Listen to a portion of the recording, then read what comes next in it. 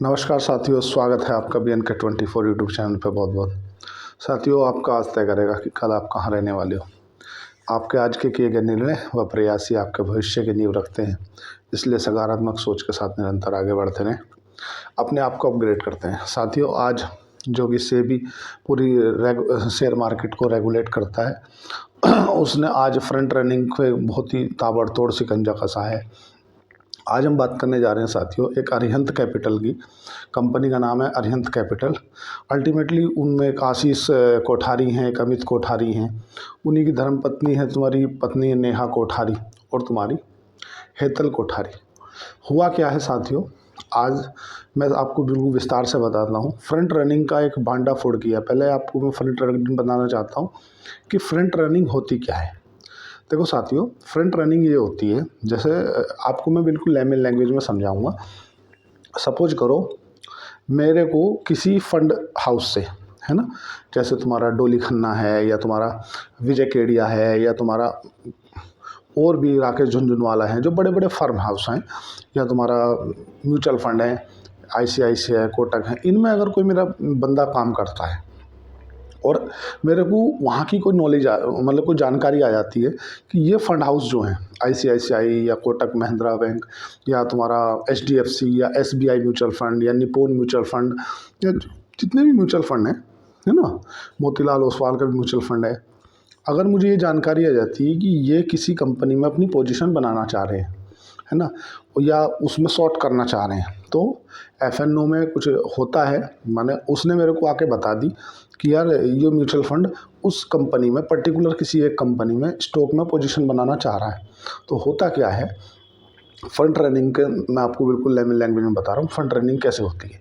तो मैं अपने से जुड़े हुए जितने भी लोग हैं, मैं एक एग्जांपल के लिए बता रहा हूँ, मेरे पास कोई वीडियो पे मतलब कोई बाद में कॉपीराइट ना आ जाए, कोई प्रॉब्लम ना आ जाए, इसलिए बता रहा हूँ।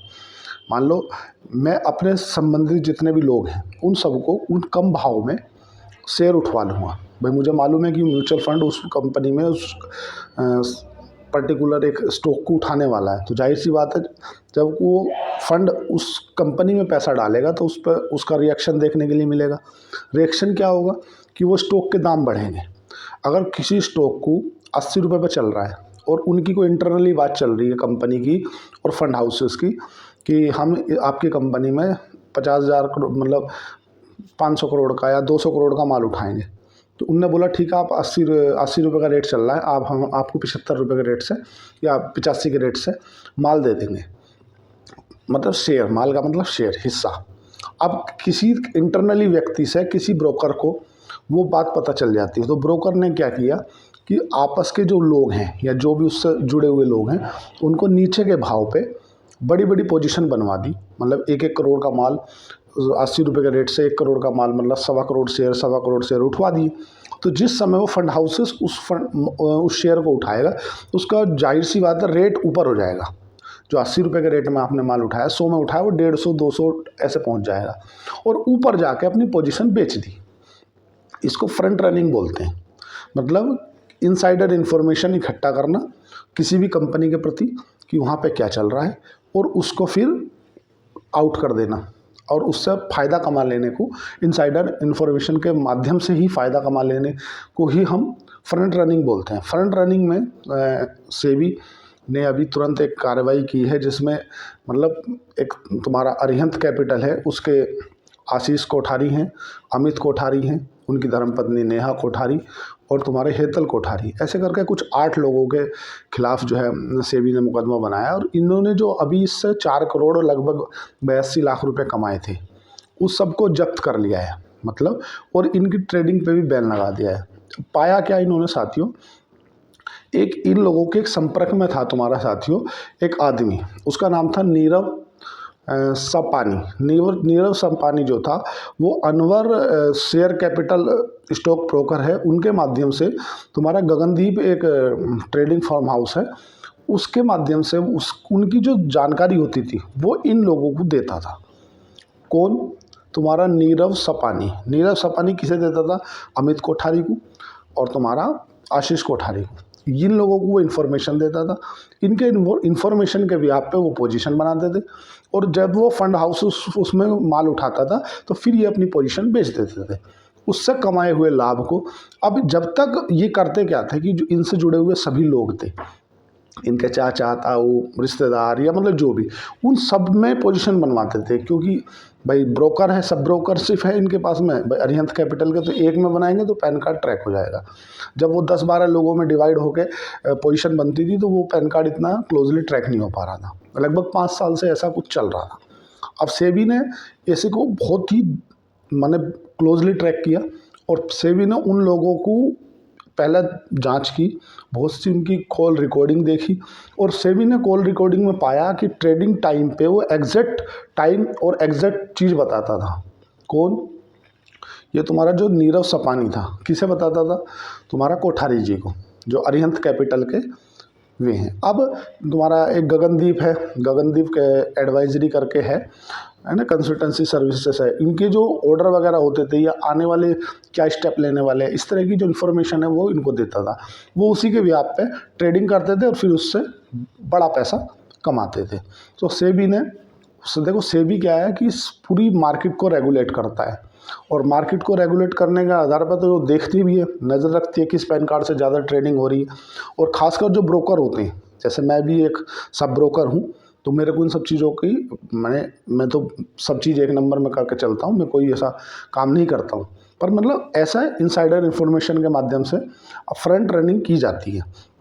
पहले भी बहुत सी बार फ्रंट रनिंग के केस आए हैं, लेकिन कहीं ना कहीं लचीलापन तो है जो 5 साल से ऐसा कुछ चल रहा था और अभी तक ये कहाँ थे या ऐसा क्यों नहीं निकला। पहली बात तो ये है साथियों कि सेबी ने इनसे जुड़े हुए 8 लोगों के जो अकाउंट हैं वो सीज कर दिए हैं, मतलब उनकी जो प्रॉपर्टी हैं वो सीज कर दी है और फ्रंट रनिंग के माध्यम से जितना भी पैसा कमाया था उस पे कमाए हुए धन को गवर्नमेंट ने एक अलग खाते में डाल दिया है और इन लोगों पर ट्रेडिंग करने से भी बैन लगा दिया गया है कि आप कोई ट्रेडिंग अब नहीं करोगे। क्योंकि सेबी पहले अच्छे से इंफॉर्मेशन निकालती है, उसके बाद ही आपके ऊपर कोई कार्रवाई करती है। ऐसे नहीं हो कि मार्केट में बहुत अनेक आरोप प्रत्यारोप तो लगते रहते हैं, तो सेबी ने ऐसा किया है। देखो साथियों, आपको मैं बताऊं, फ्रंट रनिंग में ऐसा बहुत होता है, 1-2 बार पहले भी पाए गए हैं। सेबी उनके ऊपर भी समय समय पर जांच करती है और उन पर जुर्माने भी लगाती है। जो रिटेल निवेशक है वो फंसता साथियों यहीं है, क्योंकि उसे जानकारी रहती नहीं है। वो केवल स्टॉक ऊपर भाग रहा है वो ख़रीद लेता है, किस रीज़न से भाग रहा है नहीं मालूम, फिर वो ऊपर की पोजीशन में जाके फंस जाता है। कई बार ऐसा देखने के लिए मिला है, क्योंकि कंपनियों को पढ़ने नहीं है, उनकी फंडामेंटली कोई चीज़ देखनी नहीं है, टिप के भी आप पर काम करना है कि कोई कंपनी अगर भाग रही है तो पता नहीं क्यों भाग रही है, अगर वो मैंने अब कंसोलिडेशन जोन में है तो पता नहीं क्यों है। तो अल्टीमेटली साथियों, इन सब चीज़ों से जिस तरह की परिस्थितियाँ आ रही हैं उनसे क्या निकल के आता है कि आपको पढ़ना पड़ेगा, आपको अपनी रिसर्च करनी पड़ेगी।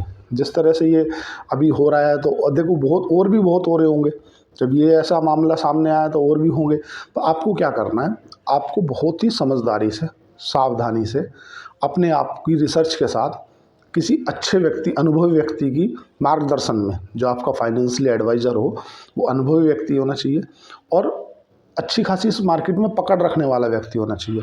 पता चले उसे अनुभव ही नहीं है, वो खुद टिप के माध्यम से काम करता है, तो वो आप भी खुद भी नुकसान में जाएगा और आपको भी नुकसान में पहुंचा देगा।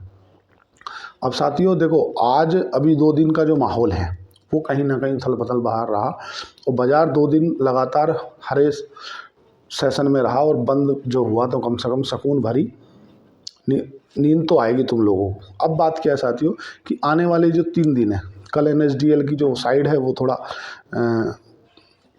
जो कल आप ट्रेडिंग करोगे उसका जो सेटलमेंट है वो 3 फरवरी को होगा, क्योंकि 1 फरवरी को है बजट और बजट सत्र के कारण आपकी जो भी ट्रेडिंग आप करोगे वो ट्रेडिंग आपकी 3 तारीख में ही डिलीवरी होगी। तो इसलिए कल थोड़ा सा देख सोच समझ के ही करें, या कल जो ट्रेडिंग आप पोजीशन बनाएं या आप जो भी कुछ करें उसको परसों ना बेचें। कल सपोज करो आपने कुछ खरीदा और वो आपने परसों बेच दिया तो वो पेनल्टी लग के आप पे फिर से आ जाएगा। क्योंकि उसके पीछे क्या कारण है, वो कारण ये साथियों क्योंकि मतलब जो 1 फरवरी को जिस दिन बजट सत्र है उस दिन ये जो सेटलमेंट वाले सिस्टम है ये बंद रहेंगे। 1 फरवरी को तो 2 फरवरी का रविवार हो गया, 3 फरवरी को ही सेटलमेंट होगा। साथियों पढ़ें, जब तक आपकी अपनी रिसर्च नहीं होगी तब तक आप इन तरह के जो जंजाले हैं उनमें फंसते रहोगे। तो उसके लिए आपको जो क्या नहीं करना, वो ये नहीं करना कि किसी भी ऐसे व्यक्ति के झांसे में नहीं आना को जो बोलता है कि मैं इनसाइडर इन्फॉर्मेशन दे रहा हूँ, ये कर दूँ। क्योंकि साथियों जिस समय वो जाएगा ना, तो वो घर से भी दे के जाएगा। अभी जिन लोगों की प्रॉपर्टी सीज हुई है, सेबी ने जिन लोगों से जितना कमाया है उसके अलग भी ले लिया। तो आप आज के दौर में, पहले वो समय होता था जब इनसाइडर इन्फॉर्मेशन के माध्यम से आप कुछ कर लेते थे, लेकिन आज आप एक भी एंट्री मारते हो या एक भी एग्जिट मारते हो ना, तो एक से एक पढ़े लिखे सीए, चार्टर्ड अकाउंटेंट, सीएफए जो टॉप लेवल के किए हुए सेबी में बैठे हैं। तो सेबी से थोड़ा डर के रहें और ईमानदारी से काम करें। आप अपने आप को ज़्यादा ज्ञानी पुरुष ना समझें। ज़्यादा ज्ञानी पुरुष समझोगे तो फिर आपका प्रभु ही मालिक है। साथियों आज के लिए इतना ही। चैनल को लाइक करें, सब्सक्राइब करें, कमेंट करें। धन्यवाद। Thank you.